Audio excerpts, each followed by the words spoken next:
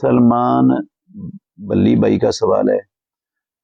یہ لوگ سوال کرتے ہیں کہ بدعت کے حوالے سے تو کہتے ہیں کہ جو قرآن پاک کے اعراب لگائے گئے ہیں یہ حجاج بن یوسف کے دور میں لگائے گئے تھے، تو کیا یہ بدعت ہو سکتی ہے؟ کیا خیال ہے آپ کا؟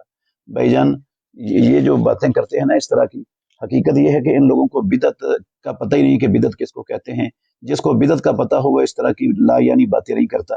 بدعت کہتے ہیں دین میں کوئی ایسا عمل ایجاد کرنا، کوئی ایسی چیز ایجاد کرنا جس کا دین کے اندر نام و نشان نہیں ہے، دین میں اضافہ کرنا اور سمجھنا کہ یہ جو اضافہ ہوا ہے نا اس سے اللہ کا تقرب ملتا ہے، یہ بھی ثواب کا ذریعہ ہے، یہ بھی نیکی کا کام ہے، یہ ہوتا ہے بدعت۔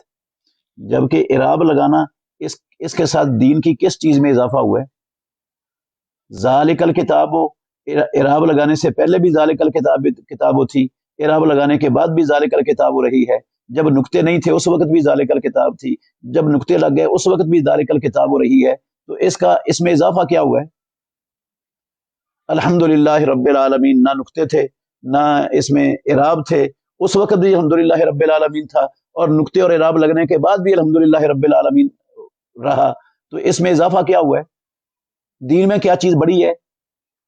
تو بدعت کیسے ہو گیا؟ یہ بدعت تو تب ہونی ہے، دیکھیں میں آپ کو مثال دیتا ہوں، ظہر کی ہم 4 فرض پڑھتے ہیں، اگر ہم 5 فرض پڑھنا شروع کر دیں اس نیت سے کہ نماز ہے، ثابت ہے نماز سے اللہ خوش ہوتا ہے، نماز اللہ کی عبادت ہے، اللہ نے قرآن میں نماز پڑھنے کا حکم دیا ہے، ان دلیلوں سے اگر ہم 4 کی بجائے 5 رکھتے ہیں پڑھنا شروع کر دیں اور اس کو ثواب سمجھے تو یہ بدعت ہو جائے گا، اس کو بدعت کہتے ہیں۔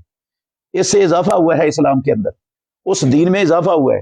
اعراب لگانے سے قرآن میں کس چیز کا اضافہ ہوا؟ مجھے وہ سمجھا دیں، کیا اضافہ ہوا ہے؟ کیا چیز بڑی ہے؟